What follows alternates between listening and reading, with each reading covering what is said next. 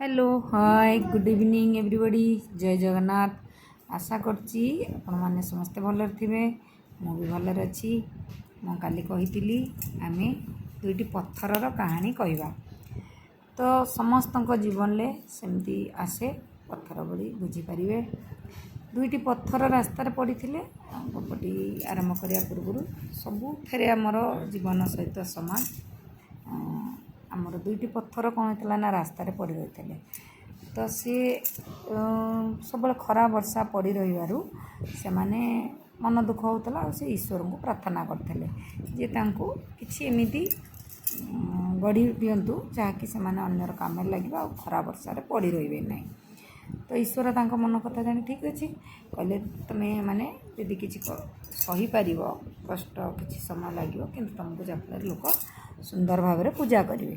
ଗୋଟେ ଦୁଇଟି ପଥରକୁ ଉଠି ନିଆଗଲା ଆଉ କିଛି ଲୋକ ଗ୍ରାମବାସୀ ମାନେ ମନ୍ଦିର ତିଆରି କରିବା ପାଇଁ ଯାଇଥିଲେ ସେ ପଥର ଦୁଇଟିକୁ ଦେଖି ନେଇଗଲେ। ତ ଦୁଇଟି ପଥରରେ କ'ଣ କଲେ ନା ମୂର୍ତ୍ତି ତିଆରି କରେ। ମୂର୍ତ୍ତିକାର ଯେତେବେଳେ ନିହାଣ ମୁନରେ ପଥରକୁ ପିଟି ପିଟି ତ କରିବ ନା, ତ ପିଟିଲା ଆଉ କେତେ ସମୟ ଲାଗେ ମୂର୍ତ୍ତି ତିଆରି କରିବାକୁ, କିଛି ଦିନ ବର୍ଷ ଏମିତି ବି ଲାଗିଯାଏ।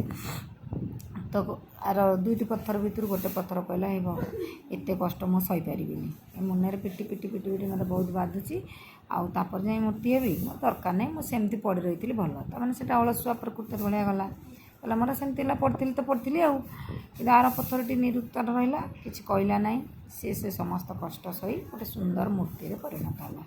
ମୂର୍ତ୍ତିଟି ହେଲା ପରେ ଲୋକେ ମନ୍ଦିର ସ୍ଥାପନା କଲେ, ପୂଜା କଲେ। ଆଚ୍ଛା ମନ୍ଦିରରେ ସବୁ ଘଣ୍ଟ ଘଣ୍ଟି ଲାଗିଗଲା। ଆଚ୍ଛା ମନ୍ଦିରକୁ ତ ଲୋକେ ପୂଜା କରିବା ପାଇଁ ଫଳମୂଳ ଫୁଲ ଧରି ଆସନ୍ତି, ନଡ଼ିଆ ବି ଧରି ଆସନ୍ତି। ଆଚ୍ଛା ନଡ଼ିଆଟା କେଉଁଥିରେ ପିଟାଯିବ? ତ ଜାଗାରେ ପିଟାଯିବ ନା। ତ ମନ୍ଦିର ପୂଜାକୁ ଆଇଲେ ସେ ପଥରଟିକୁ ନେଇ ଆସ, ନଡ଼ିଆ ପିଟିବା ପାଇଁ ସୁବିଧା ହେବ। ଯେଉଁ ପଥରଟି ପଡ଼ି ରହିଥିଲା ତାକୁ କ'ଣ କଲେ ନା ନେଇଗଲେ ଆଉ ମନ୍ଦିର ଭିତରେ ରଖିଲେ, ନଡ଼ିଆ ପିଟିଲେ। କହିବାର ଅର୍ଥ ଦେଖ, କିଛି ସମୟର କଷ୍ଟଟାକୁ ଜଣେ ସହି ରହିଲା ଆଉ ସେ ସୁନ୍ଦର ମୂର୍ତ୍ତିରେ ହେଲେ ଆଉ ଦେବତା ରୂପରେ ଲୋକ ଆମେ ପୂଜା କରୁଛେ। କିନ୍ତୁ ପଥରଟି କିଛି ସମୟର କଷ୍ଟକୁ ସହିପାରିଲାନି ବୋଲି ସେ ଭାବିଥିଲା ଆରାମରେ ଦିନ କଟେଇବ, କିନ୍ତୁ ଅଳସୁଆ ହେଲେ କେବେ ବି ଆରାମରେ ଯିବନି, ସେ କିଛି ନା କିଛି ଗୋଟେ କାମରେ ଲଗେଇବାକୁ ପଡ଼ିବ। ସେଇ ପଥରଟାକୁ ଦେଖନ୍ତୁ ଲୋକ ନେଇଗଲେ, ସେ ସାରା ଜୀବନ ତାପରେ ନଡ଼ିଆ ପିଟା ହେଲା, ଆଘାତ ସହିଲାନି।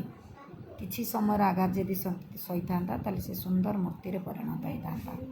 କିଛି ସମୟର ଆଘାତ ସହିପାରିଲାନି, ସାରା ଜୀବନ ତାକୁ କଷ୍ଟ ସହିବାକୁ ପଡ଼ିଲା। କହିବାର ଅର୍ଥ ସମସ୍ତେ ବୁଝିପାରୁଥିବେ। ଆମର ଜୀବନ ତତ୍ତ୍ୱ ବି ସେମିତି। ଆମେ ଦୁଃଖ ପଡ଼ିଲେ ଲୋକମାନେ ଭାଙ୍ଗି ପଡ଼ନ୍ତି ନା। ଦୁଃଖ ଯଦି ସମୟ ଆସିଛି, ମଣିଷ ଜୀବନ ଅଛି ମାନେ ସୁଖ ଦୁଃଖ ରହିବ। ତେଣୁ ଦୁଃଖ ପଡ଼ିଲା ପରେ ଆମେ ହତାଶ ହେଇଯିବା ନାହିଁ କି କାତର ହେଇ ଉଠିବାନି। ନିହାତି ତା ଦେହରୁ ଯିଏ ଦୁଃଖ ଦେଇଛନ୍ତି ସେ ତୁମକୁ ତା ଦେହରୁ ଉଦ୍ଧାର କରିବେ। ଦୁଃଖ ସମୟ ଦିନେ କଟିଯିବ, ସୁଖର ଆଲୋକ ନିଶ୍ଚୟ ଆସିବ। ନା ସୁଖରେ ଅଧିକା ମିଳିଥିଲେ ବି ଆମେ ଅତ୍ୟଧିକ ମାତ୍ରାରେ ଆନନ୍ଦିତ ହୋଇ ଉତ୍ଫୁଲ୍ଲିତ ହେବା ବି ଉଚିତ ନୁହେଁ। ତେଣୁ ଜୀବନରେ ସୁଖ ଦୁଃଖ ଆସେ, ତେଣୁ ଆମେ କ'ଣ ନା ପଥର ଭରି ହେବାକୁ ପଡ଼ିବ। କିଛି ସମୟର କଷ୍ଟ ସହିଗଲେ ଆମେ ସୁନ୍ଦର, ଆମର ଜୀବନଟା ଏକ ସୁନ୍ଦର ବାସ୍ତବତା ରୂପ ନେବ। ଆମେ ସୁନ୍ଦର ମଣିଷ ହୋଇପାରିବା ଆଉ ପୁରା ପରିପ୍ରକାଶ ହୋଇପାରିବା, ପରିପୂର୍ଣ୍ଣ ହୋଇଯିବ ଜୀବନଟା। କିନ୍ତୁ ତାମାନେ ଆର ପଥରଟି ସହିପାରିଲାନି, ସେ ଜୀବନ ସାରା କଷ୍ଟ ସହିଲା। ତେଣୁ କିଛି ମୁହୂର୍ତ୍ତର କଷ୍ଟକୁ ଯେ ସହିବା ଆମର ଜୀବନ ସାରା କୁସୁମିତ ହୋଇଯିବ ବା ସୁନ୍ଦରମୟ ହେବ। ଆଶା କରୁଛି ଷ୍ଟୋରିଟି ଭଲ ଲାଗିଥିବ। ଆଉ ରଖୁଛି, ଜୟ ଜଗନ୍ନାଥ, ଶୁଭରାତ୍ରି। ଯଦି ଭଲ ଲାଗିଥାଏ ଲାଇକ୍ କମେଣ୍ଟ ସେୟାର କରିବେ। Bye bye, good night.